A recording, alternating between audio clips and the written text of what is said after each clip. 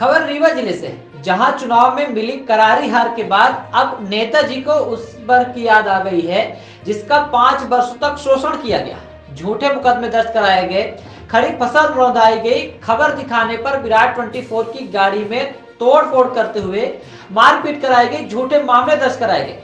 लेकिन 2023 के चुनाव में मिली जवाब में अब होश आया और वही जनता एक बार फिर नेताजी को जनार्दन लगने लगी और किसी तरह से भी अपने खरीदे गले तक भ्रष्टाचार में डूबे मीडिया कर्मियों की मदद से ग्रामीणों को आपस में लड़ाकर राजनीति की रोटी सेकने का प्रयास किया जा रहा है।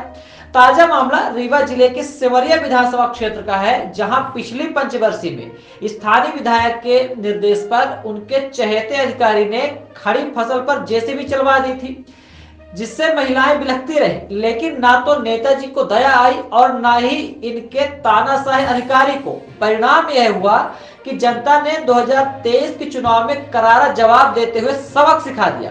अब मिली हार के बाद नेताजी को आदिवासियों की याद आई और अपने चाटुकारों को लगा दिया कि जरमोहरा मामले में कांग्रेस पार्टी से चुने गए विधायक अभय मिश्रा का नाम घसीटो और कुछ अपने ही कर्मचारियों को खड़ा कर गले तक भ्रष्टाचार में डूबे मीडिया कर्मियों के सामने बयान भी दिला रहे हैं कि एक विशेष वर्ग के लोगों के द्वारा जरमोहरा बांध में कब्जा किया जा रहा है और आदिवासियों को बेदखल किया जा रहा है। दरअसल यह लोकतंत्र की हकीकत है कि जनता जब अपने एक वोट की ताकत समझकर पलटवार करती है तो यही परिणाम होता है। 5 वर्ष तक जिनका शोषण किया गया, जिन्हें कूड़ा करकट समझा गया, उन्हीं की याद आई और अब यह बिकाऊ मीडिया उन्हीं मामलों को दिखाना शुरू कर दिया जिनको 5 वर्षों तक दबाने के लिए नेताजी फेंके टुकड़ों पर पलती रही और उनकी गरीबों की आवाज बनने की बजाय तत्कालीन विधायक की भाटगिरी करती रही और जनता की समस्याओं प्रताड़नाओं पर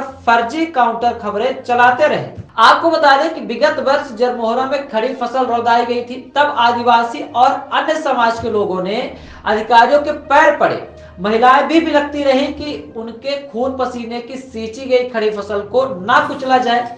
तब तानाशाही दिखाते हुए प्रशासन और शासन ने एक भी नहीं सुनी और जब तानाशाही को इसी जनता ने कुचला तो उन्हीं आदिवासियों को पीड़ित बताकर राजनीति की रोटी सेकने के साथ साथ विरोधियों को बदनाम करने की साजिश की जा रही। स्थानीय लोगों ने कहा कि हार के बाद अब हम पीड़ित जनता की याद नेताजी को आने लगी है। इसे कभी नौकरी से निकलवाया तो कभी झूठे मामले दर्ज कराए तो कभी हमला करवा दिया। अब उनके हितैषी बनकर मगरमच्छ के आंसू बहा रहे।